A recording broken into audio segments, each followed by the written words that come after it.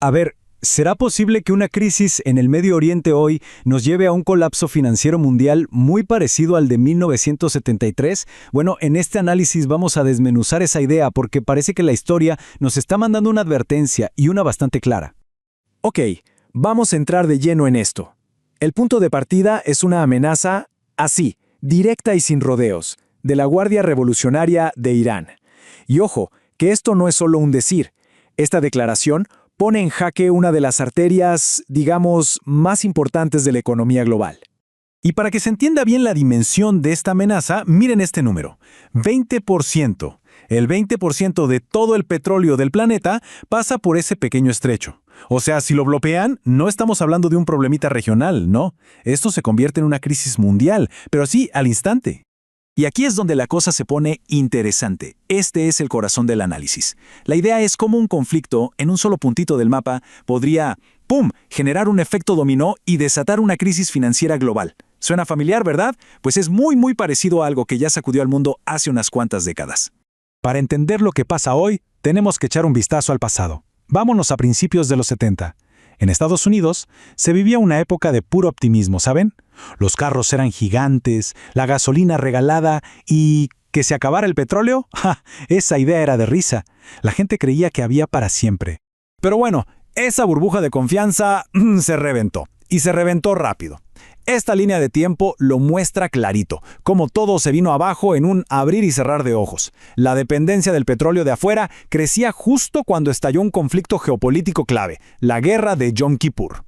La respuesta, un embargo. Y el resultado, un golpe brutal en los precios que, la verdad, nadie se esperaba.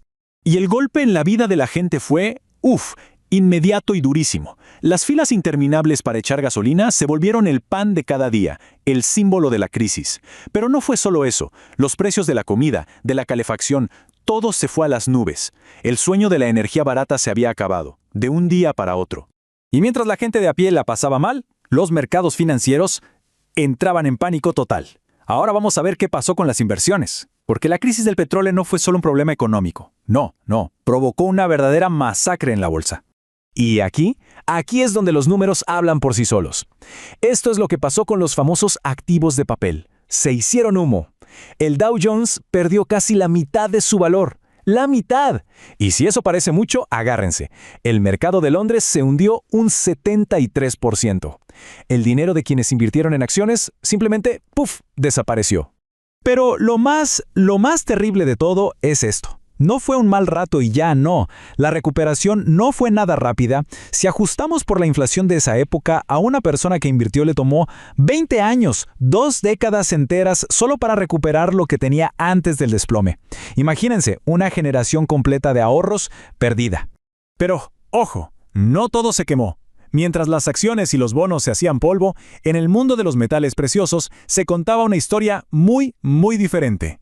Fue el momento de la verdad, cuando los activos tangibles, los activos duros, demostraron de qué estaban hechos. Y este dato lo deja clarísimo. El oro, que recién en 1971 se había liberado del famoso patrón oro, simplemente explotó. Pasó de costar $35 la onza a un pico de $850. Hagan la cuenta, es un aumento de más del 2.300%. Fue sin duda una de las transferencias de riqueza más grandes de la historia. Del papel a lo real, a lo tangible. Entonces, ¿a dónde vamos con todo esto? Bueno, aquí está el punto clave. El análisis traza una línea directa entre lo que pasó en ese entonces y lo que podría pasar ahora. Tenemos un detonante, un conflicto en el Medio Oriente que amenaza el petróleo. Y tenemos un resultado potencial, un shock en los precios y una inflación que se dispara. Las similitudes, la verdad, asustan un poco. Bueno, a partir de toda esta comparación con la historia, el análisis saca 5 lecciones fundamentales. Y no son solo datos para un libro de historia, Se presentan como una especie de guía práctica para saber cómo moverse en el escenario actual. Y aquí están las 5 lecciones. La primera, los golpes en el sector de la energía casi siempre traen más inflación. Segunda, los gobiernos suelen llegar tarde para proteger a los inversionistas. Tercera, la relación oro-petróleo funciona como una alarma temprana, y de eso hablamos en un segundo. Cuarta, los metales preciosos juegan en otra liga durante estas crisis. Y la quinta, que quizás es la más importante de todas, el peor enemigo es creer que no va a pasar nada. A ver, vamos a meternos un poco más en esa tercera lección. La relación oro-petróleo. Suena complicado, pero no lo es. Es una herramienta súper útil y no tan conocida. Básicamente lo que mide es cuántos barriles de petróleo se pueden comprar con una sola onza de oro. Así de simple. Y esta analogía del análisis me parece genial, porque lo explica perfecto. Pensemos así. El oro es el termómetro y el petróleo es el paciente. Cuando el precio del oro sube mucho y muy rápido, pero el del petróleo no, es como si el termómetro estuviera marcando fiebre. Es una señal. Nos está diciendo que el paciente, o sea, la economía mundial, podría estar a punto de enfermarse.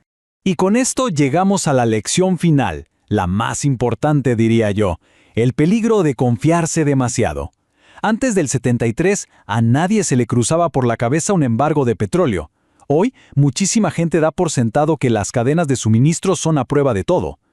El punto del análisis es este. El verdadero peligro no es la crisis que pueda venir, sino creer que esta vez no va a pasar. Y cerramos con esta pregunta que viene de una frase muy famosa. Ojo, el análisis no dice que lo que viene será una fotocopia de 1973. No. Lo que dice es que los patrones, los riesgos, lo que hay de fondo se parece tanto que sería un error gravísimo no prestar atención. Tal vez la historia no se repite, pero a veces rima, y vale la pena escuchar esa melodía.